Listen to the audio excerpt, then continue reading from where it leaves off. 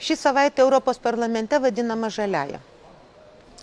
Jos metu nevyksta jokie posėdžiai, o politikai ruošiasi būsimiems darbams ir susitinka su savo rinkėjais. Matyt, verta pradėti nuo to, kad tikrai prasmingi susitikimai įmanomi tik su tais žmonėmis, kurie geba suformuluoti klausimą, žino, ko nori ir supranta, kad politikas turi savo galvą, savo principus, kurie deklaruojami jų rinkimų programoje. Joks sąžiningas politikas nėra vėtrungė, kuri sukasi ten, kur vėjas pučia arba kur reikalauja kokie nors žmonės aikštėse. Tikrai negaliu ir neketinu šokinėti pagal kiekvieno Vladuko ir kokios smailenagės birutėlės pageidavimus ir keisdama poziciją išduoti tuos protingus rinkėjus, kurie už mane balsavo būtent todėl, kad jiems buvo priimtina pateikta mano programa. Ką čia pezi, klausė gėlių buketas Janina. Atsakau, suprantu, kad gėlytėms sunku suvokti, na ir atjaučiu. Prezidentų ir daugtaškių gerbėja Olga gaminus veikiau rypauja, kad man ne visi namie. Moteris metuose peza tokius vėjus, siaubas. Skyryba yra šyva autentiška. Aš tai vaikystėje, kai būdavo baisu, palysdavau pantklodę. Stanislava besižavinti puslapio apsvaigę pacukai su pavydu teškė. Iš didelio rašto poniutė išėjo iš proto, pamiršai, kas esi. Kadangi pacukė apsvaigus, kaip pati rašo, tai paaiškinti, kasgi aš esu, jau nebesugeba. Gerai nukirptas veidas patarė man papasakoti apie mano ištvirkėliškas nuodėmes. Sakosi, žinas, kad jų daug. Tačiau vietoje to, kad tas nuodėmes aprašytų, tikrai man būtų įdomu apie save sužinoti kažką naujo ir pikantiško, sugeba tik daugtaškį padėti. Cituoju labai mažą nelaimingų pavyzdžių elementaraus teksto nesuvokiančių komentatorių paveldą, aiškiai rodantį jų intelektualinius gebėjimus. Jie įsižeis, bet faktas, jie yra kvailoki. Visa, ką geba tie žmonės, yra nerišlus mekenimas, pagimdytas neapykantos savo pačiam, ne man, savo pačiam.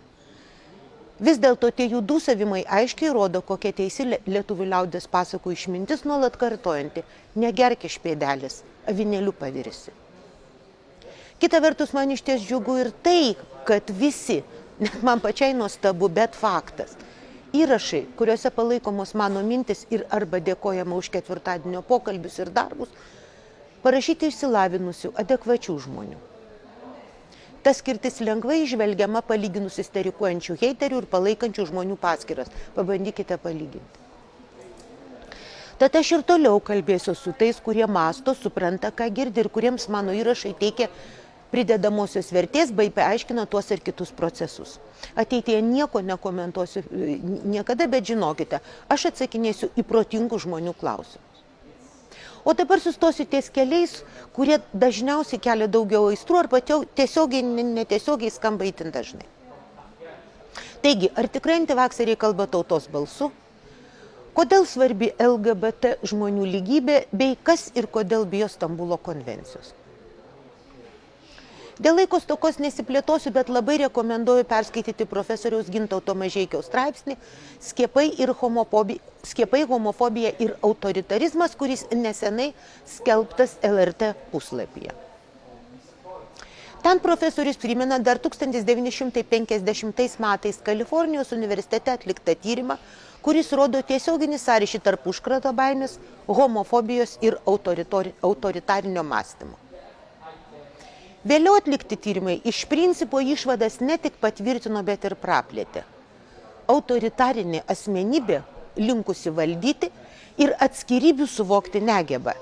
Jei normalu operuoti bendrybėmis, apeliuoti į visus, visuomenę, tautą ir nematyti, kad žmonės yra skirtingi. Visokių maršų gerbėjų galvose verdanti nevalgoma košė, kur kova su vakcinavimu pagardinama Stambulo konvencija, o galimybių pasas suplakamas su seksualinių mažumų judėjimais, yra pagimdyta baimės, kurią įveikti jie tikisi radę tą, kuris prievartą suvaldys kitus ir tikrovę. Vis dėlto faktai rodo, kad maršistų baimės ir kliksmai Lietuvoje nėra pernelyg populiarūs.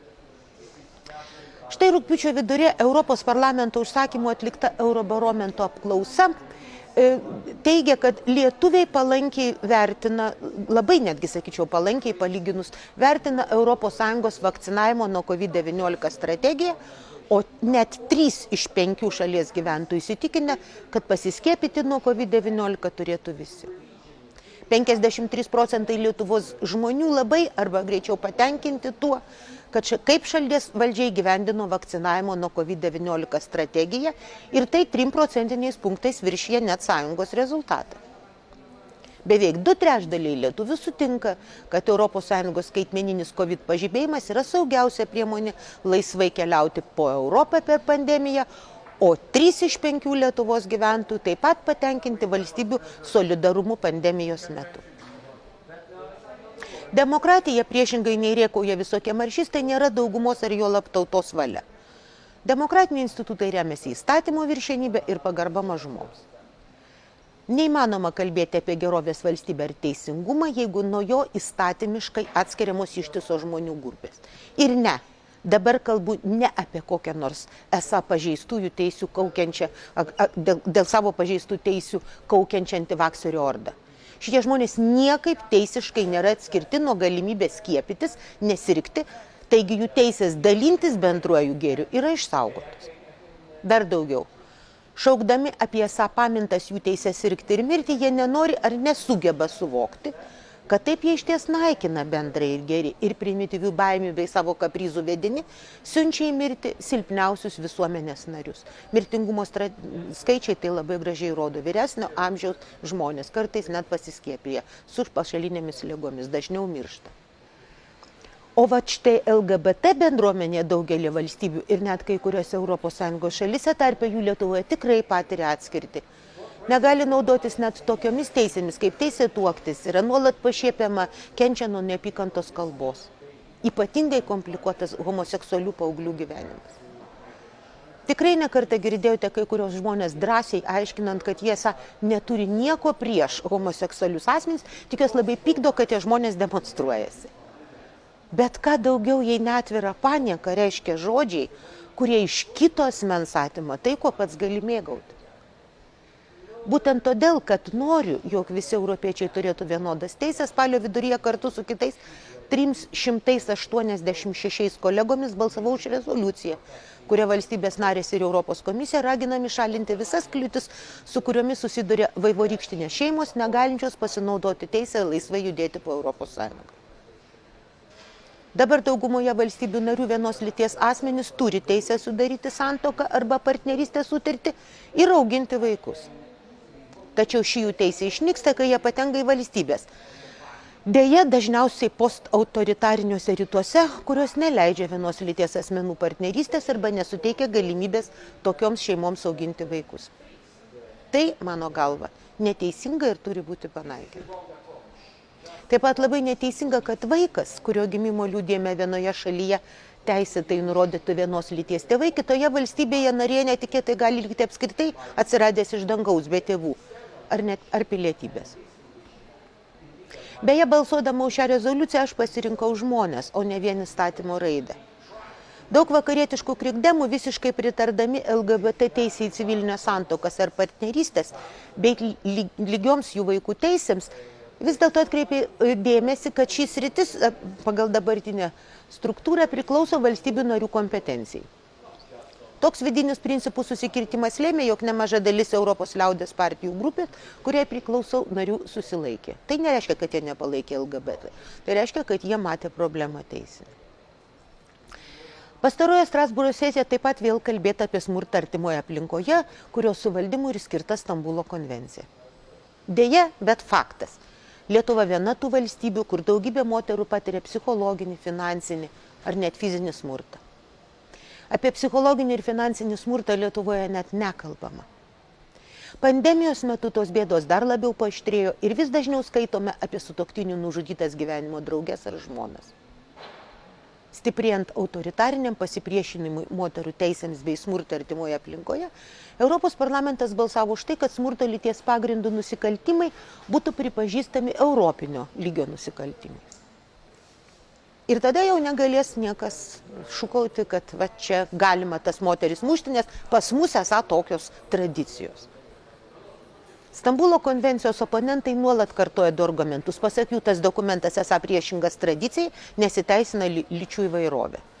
Šis argumentas niekinis jau vien todėl, kad konvencijoje apie tai nekalbama. Ir kai randama to, ko nėra, tai reikia tada turbūt mąstyti apie savo gebėjimą suvokti tekstą. Neretai Stambulo konvenciją oponentai atmeta pareikšdami, jog jie jokio smurto artimoje aplinkoje nėra matę. O kadangi jie nėra matę, tai tokio dalyko ir nėra. Na, aš tarkim savo artimoje aplinkoje nesu regėjusi tokių vulgarių vyrų kaip Orlauskas, Zakarauskas ir daug kitų iš televizoriaus. Ir tikrai iki šiol pastarųjų metų, pastarųjų mėnesių neteko girdėti tokių vulgarių anekdotų, kuriuos Anas pasakoja. Čia mane privertė pasižiūrėti juos nesenai. Vis dėlto sveikas protas man neleidžia neigti, kad tokie humoristai kabutėse egzistuoja ir juos turėtų būti jie nutildomi. Jei ne dėl suaugusių moterų, kurios supranta, kas yra kas, tai bent vaikų labui. Saugokite vaikus.